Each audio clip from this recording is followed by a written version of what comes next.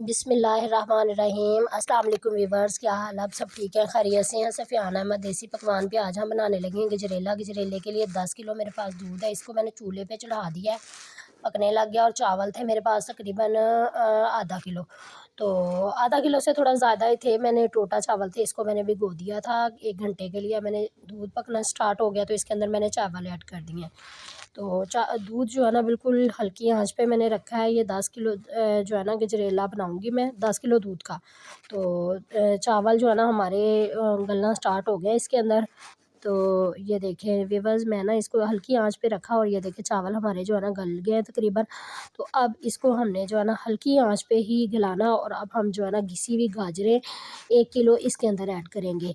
तो इसके साथ जो है ना हमारा गजरेला तैयार होगा और इतना मज़े का और इतना टेस्टी गजरेला तैयार होगा कि आप मेरे तरीके से बनाएंगे और खाएंगे तो बहुत ही मज़ा आएगा। तो ये मैंने गाजरें भी डाल दी किसी भी इसके अंदर 1 किलो।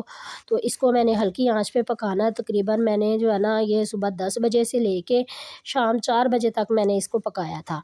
तो ये देखिए हल्की आंच पे है और बिल्कुल जो है ना वो ज़ीरो वाली आंच, जैसे दाने वाली आंच कहते हैं ना, उस पे पकाया और हिलाते जाना मुसलसल, इसको छोड़ना नहीं है। तो जी, तो हमारा जो है ना गजरेला वो थोड़ा सा गाढ़ा होना स्टार्ट हो गया है।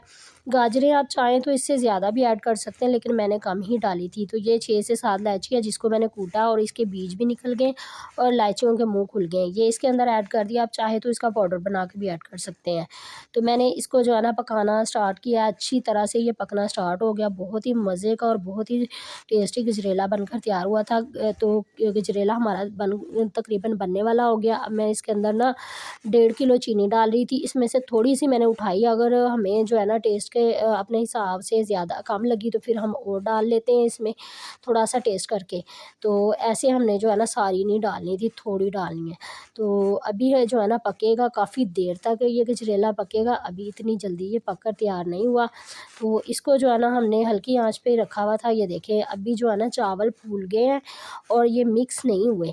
तो इसको हमने इतना घोटना है, इतना मिक्स करना है कि चावल और जो है ना गाजरें ये सारा यकजां हो जाए और बहुत गाढ़ा वाला दूध जो है ना हमारा गाढ़ा हो जाए। तो बहुत अच्छे से हम इसे पका के तैयार करेंगे। तो जी व्यूअर्स, ये देखें हमारा गजरेला जो है ना इस कंडीशन में आ गया है।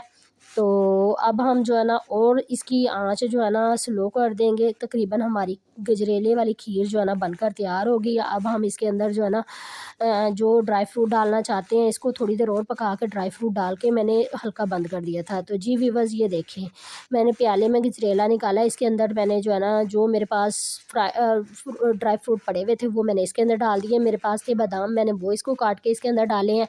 तो मेरी आज की रेसिपी कैसी लगी मुझे ज़रूर बताना। सफ़ियान अहमद देसी पकवान को सपोर्ट करें, दुआओं में याद रखें। मुझे कमेंट्स करके बताया करें कि आप कौन से शहर से मेरी वीडियो देखते हैं, कौन सी जगह से वीडियो देखते हैं। मैं इंशाल्लाह आपके लिए नई से नई वीडियो लेके आती रहूँगी। मुझे दुआओं में याद रखें। मेरे चैनल को लाइक, शेयर, फॉलो, सब्सक्राइब करें और दुआओं में याद रखना। मैं इंशाल्लाह नई से नई वीडियो लाती रहूँगी। अल्लाह हाफ़िज़।